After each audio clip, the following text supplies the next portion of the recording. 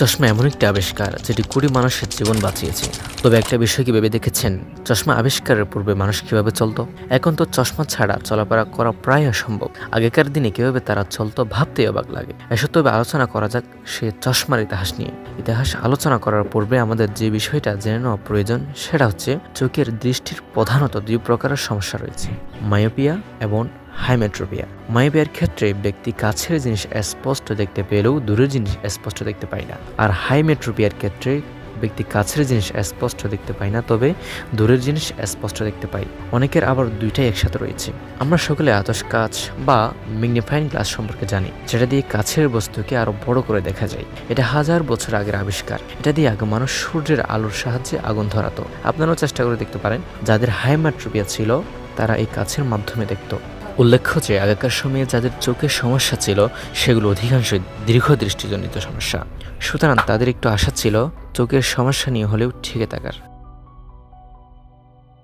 কিন্তু প্রশ্ন আসে, যাদের মায়োপিয়া ছিল তারা কি করত? তারা তো আর আতশ কাঁচ দিয়ে দূরের বস্তু স্পষ্ট দেখতে পারত না। ইতিহাস বলে খ্রিস্টপূর্ব প্রথম শতকে রোমানরা তাদের সেনাবাহিনী থেকে মিশরীয় এক সৈন্যকে ছাঁটাই করে দিয়েছিল মায়োপিয়া থাকার কারণে। অর্থাৎ সহজ ভাষায় যাদের মায়োপিয়া ছিল তারা ওই রকম দূরদর্শী কোনো কাজে অংশগ্রহণ করতে পারত না। এটা তো অবাক হওয়ার কিছু নেই, কেননা অ্যান্টিবায়োটিক আবিষ্কারের পূর্বে বহু মানুষ মারা যেত।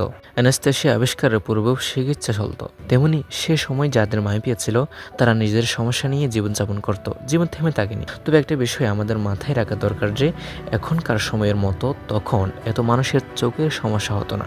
আর তখন মায়োপিয়া ছিল খুবই দুর্লভ রোগ। অধিকাংশই যাদের চোখের সমস্যা হতো তাদের হাইমেট্রোপিয়া হতো, আর এর সমাধান ছিল তখন।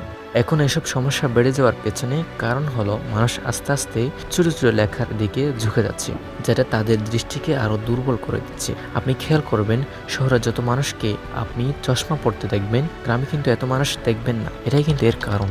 আপনারা চোখ ভালো রাখতে সবসময় পুষ্টি সম্পন্ন খাবার খাবেন, যেমন পালং শাক, মাশরুম। এসবে প্রচুর জিঙ্ক রয়েছে যা চোখের জন্য খুবই উপকারী। এছাড়া ভিটামিন সি যুক্ত ফল খাবেন, যা আপনার চোখের ছানি পড়া প্রতিরোধ করবে। পাশাপাশি স্মার্টফোন, কম্পিউটার কম ব্যবহার করবেন, আর আল্লাহর কাছে সবসময় শুকরিয়া আদায় করবেন। সো আজকের ভিডিও এতটুকুই। দেখা হচ্ছে পরবর্তী কোনো ভিডিওতে। ততক্ষণ সুস্থ থাকুন, ভালো থাকুন। আসসালামু আলাইকুম।